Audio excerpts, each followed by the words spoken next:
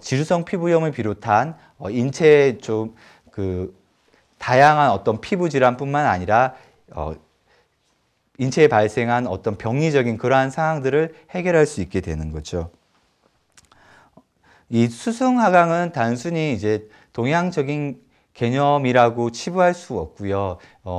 네덜란드의 어떤 유명한 명의가 계신데 이제 그분이 무척 유명하셨다고 해요. 근데 그분이 돌아가시기 전에 의학에서 할 수 있는 가장 심오한 방법이라는 책을 썼다고 합니다. 그래서 이제 많은 부분들이 이제 그분이 돌아가시고 나서 그 책의 내용이 가장 뭘까 궁금했더니 그 책에 이렇게 쓰여 있었다 그래요. 오직 한 줄이 있었는데 발을 따뜻하게 하고 머리를 차게 하라. 그러면 의사들은 할 일이 없어진다. 이런 표현이 있었다고 해요. 그만큼 동서고금을 막론하고 이 인체의 하체, 발과 배를 따뜻하게 하고 머리를 차게 하는 것은 무척 중요하다고 할 수 있습니다. 그리고 이제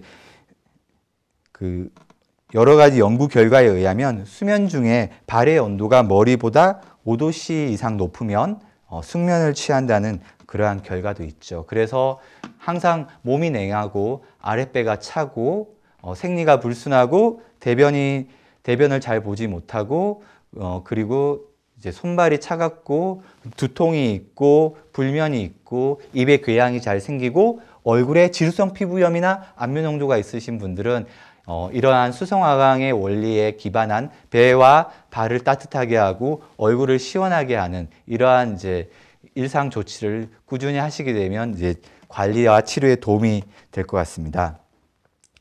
지루성 피부염의 치료에 있어서 이제 피지의 과잉된 분비가 문제가 되기 때문에 이 피지의 배출을 억제하거나 조절하려고 하는 그러한 경우가 많은데요.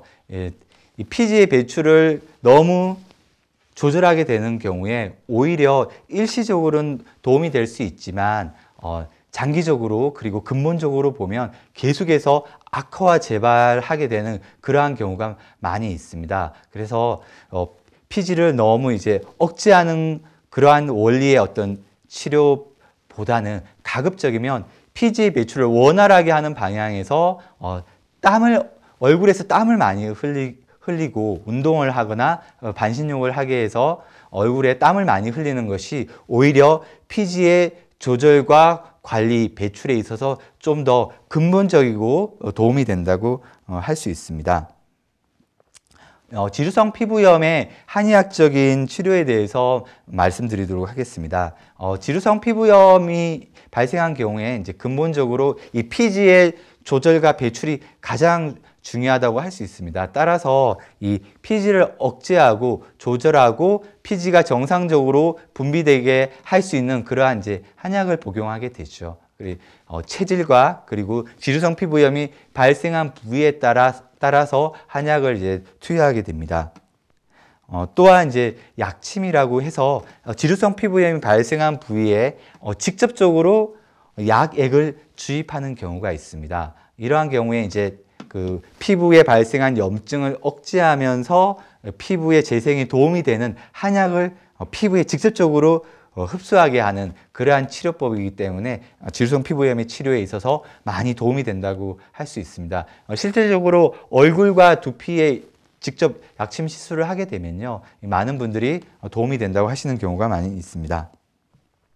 다음으로 지루성 피부염에 있어서 침요법에 대해서 말씀드리도록 하겠습니다. 지루성 피부염이 발생한 부위에 이제 직접적으로 침을 놓는 시술을 할 수 있습니다.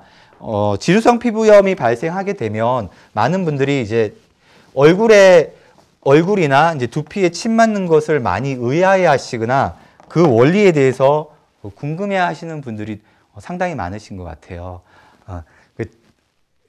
다리를 삐거나 이제 허리가 아파서 침을 맞아 보신 경험들은 한두 번씩 있으시잖아요. 근데 이제 얼굴에 이제 지루성 피부염이 발생한 경우에 이 얼굴 부위에 직접적으로 침을 맞는 것은 이제 널리 알려져 있지도 않고 경험해 본 분들도 많이 없으시기 때문에 그 원리에 대해서 많이 궁금해들 하시고 어떠한 효과가 있는지 물어보시는 경우가 많은데요. 아주 심플하고 심플하다고 할 수 있습니다. 이제 피부를 조금 과장되게 그려서요. 피부가 있고 염증이 있다고 이제 가정을 하면 이 염증 부위에다가 이제 직접적으로 침을 이제 시술하게 되는 거죠.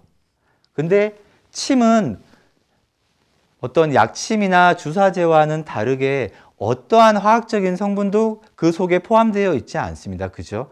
단순한 물리적인 자극이라고 할 수 있죠.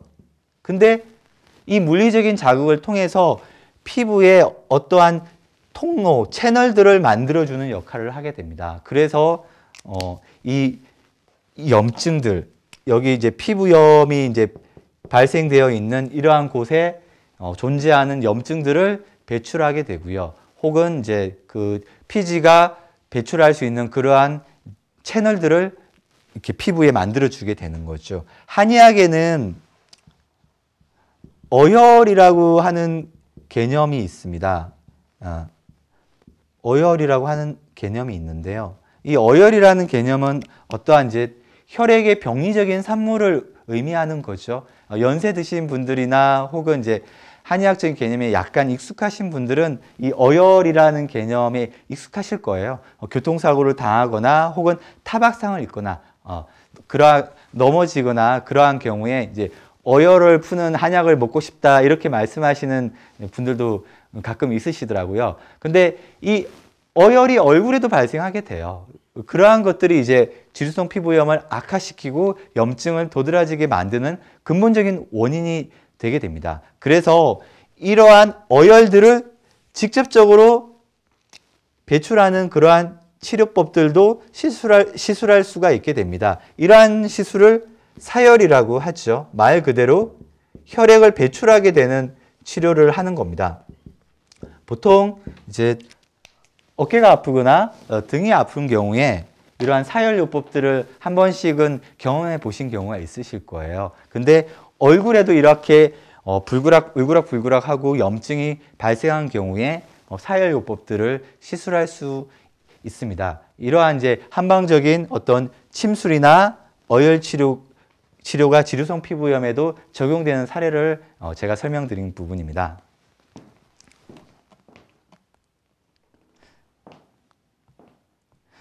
지루성 피부염은 오늘날 이제 많은 분들이 스트레스를 많이 받고 이제 화병이라고 하죠. 열이 위로 상승하게 되고 게다가 짙은 화장을 하게 되고 그리고 이제 겨울철이라서 히터기를 많이 트시죠. 답답하게 되고 그러한 상황에서 사회적으로 많은 문제가 되고 있는 그런 피부 질환입니다. 아토피나 다른 여드름 이런 피부 질환에 비해서 상대적으로 덜 알려져 있어서요. 많은 분들이 초기에 치료를 놓치시고 고생하시는 분들이 많습니다. 따라서 얼굴에 질환이 이제 어떤 얼굴 부위에 질환이 발생한 경우에 붉거나 각질이 생기거나 비듬이 발생하거나 가려움증이 발생한 경우에 꼭 방치하지 마시고 아무래도 얼굴이고 드러나는 부분이다 보니까 미용적으로도 많은 이제 이후에 고생을 하실 수 있거든요. 또 심리적으로도 이제 좀 당당하게 이렇게 만나거나 사회생활 하는데도 조금 소극적이게 되고 위축하게 되는 그러한 경우가 있기 때문에 적극적으로 조기에 치료하시기 바랍니다. 오늘 방송이 조금이나마 도움이 되었으면 좋겠습니다. 시청해 주신 여러분 감사합니다.